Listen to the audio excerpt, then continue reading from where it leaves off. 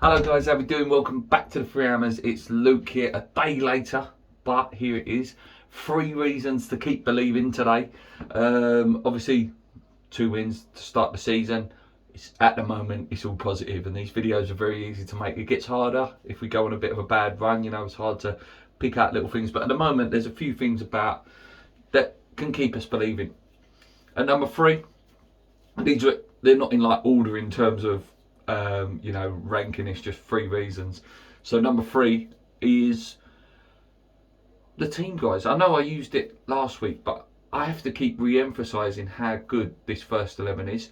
This is one of the best, arguably for me, in my lifetime, and it's a huge shout because my generation compares it to 2 eras. Okay, you have the Paolo Di Canio, Trevor Sinclair, Joe Cole era.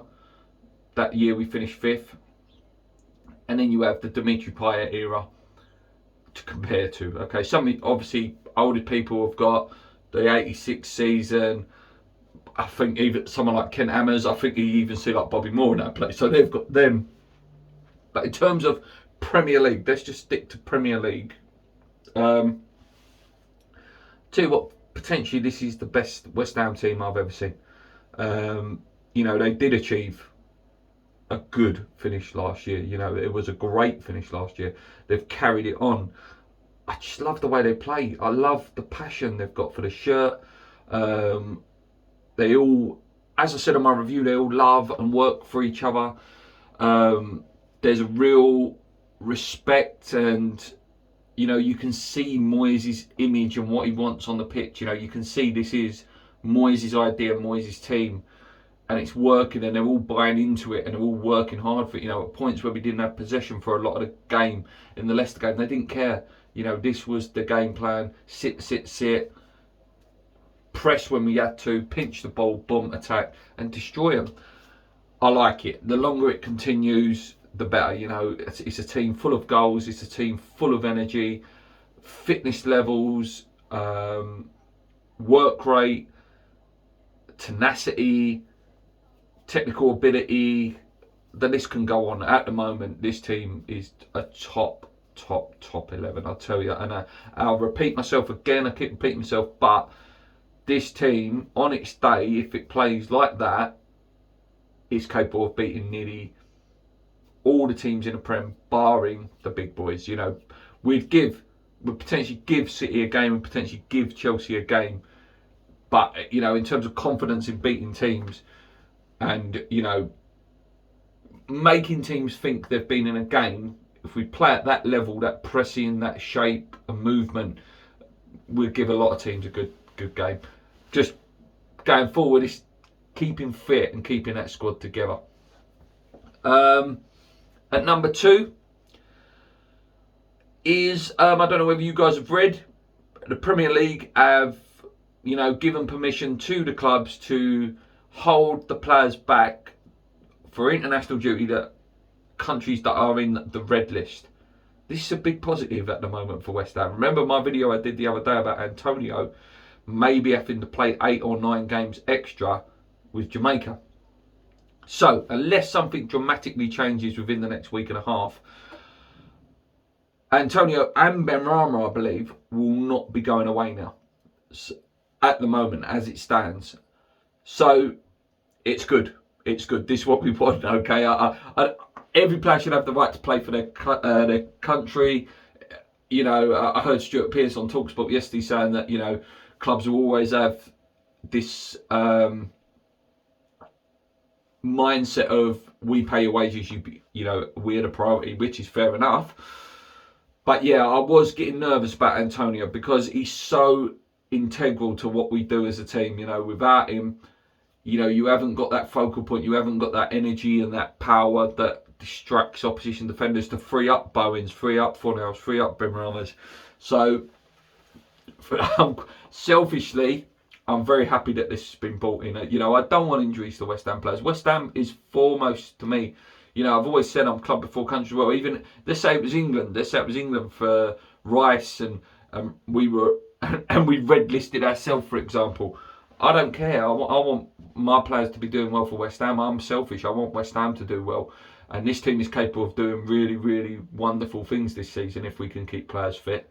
So for me, it's a huge positive, huge positive that countries currently on the red list won't be going. Who knows what happens?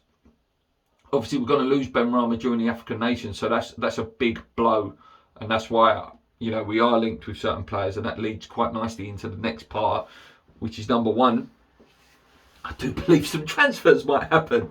So number one, guys, is transfers. I do believe that we may announce a transfer soon. It looks like Kurt Zouma is very, very close now. Very close. I believe the figure being touted is 25 million, 26 or 26 million. I believe his wages are going to be around the sort of maybe 80 to 90 mark. He wanted originally 125. I didn't know on Chelsea he was only on 60. So, asking for 100% pay rise was a bit rich from him. But yeah, it sounds like that deal could be done very, very soon. Whether it'll be done in time for the Palace game, I don't know. And that's why I'm slightly holding off the Palace preview for maybe another day. Just to see. Obviously, if he signs, is it Friday at 12 o'clock he would have to sign to play? Or is it even earlier because it's the Saturday? Someone will probably confirm that in the comments. We're also linked with a guy called, I think his name is pronounced Vlasic. A Croatian winger, attacking midfielder. Very, very technically good. If you watch the YouTube videos, very good feet. Very dynamic. We do need one. We do need an attacking mid. Whether that be Lingard, whether that be Vlasic, or whether that be Bamba, depending on who we're going to put our eggs in the basket for. Do need one purely again because, as I said, Benrahma will be gone for a month or so during the African Nations. So we will need cover there. We will need someone who can be just as dynamic and I very much want a thing of we keep some of the real top boys for the league. And the Europa League, we have good enough players to fill in at a time. I'm very confident, if Zouma comes in, probably Zouma and Ogbonna in the Prem, in the Europa League. As much as I wouldn't want to see them start in the Prem, against some of them lesser Europa League teams, I'd be confident that Diop and Dawson could do a job. Fredericks as well, I'd be confident he could be decent enough there with Coventry in midfield. And then you're starting to use maybe Lanzini, who's fantastic. Yarmolenko's, it's still a decent team, and then maybe still fill in a few gaps with your Součeks every now and then. Put your Rice in. If you need to, you bring Benrahma on and Bowens and people like that and start using Okaflex. So transfers, I do believe something will happen in the next couple of days now. Like I say, Zouma looks very, very close. So yeah, they're your 3 reasons to keep believing, guys. The team, the way it's playing, the change at the moment for international red list and transfers. So that is some big things going forward. Let me know what your 3 reasons are for keep believing at the moment. Maybe it's the feel of the fans, the way it was great to be back just at football. That was a great positive for some people. Just the energy at the moment is good. It's good energy. And hopefully, if we can beat Palace, which at the moment, I hate saying, that it should be a win. It should be a win, though. It should. They're awful. They haven't scored a goal yet, I believe. Haven't got a win under Vieira, but typical old West Ham. This would be a banana skin, where they get their first goal and they get their first win. But we've got quite a good record against Palace at the London Stadium. It's usually they beat us there and we beat them and they beat us at their ground. That's how it works, and it's usually a game of incredible goals as well. Andy Carroll, Haller, Dimitri Payet's free kick. Didn't Ayew score an absolute banger against them a few years ago as well? And then Ayew scored one against us as well. But yeah, we'll go into that during the Crystal Palace preview. I've gone right off topic now. Thank you so much, guys. 25 away now from 3,500, which means we're 525 away from 4,000. Very, very soon we'll get there. I've been in touch with a few players now.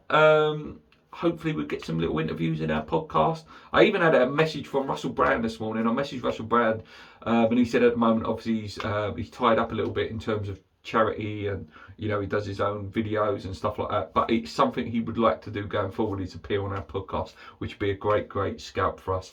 Anyway, guys, thank you so much. Until next time, come on, you irons, keep believing. Let's go.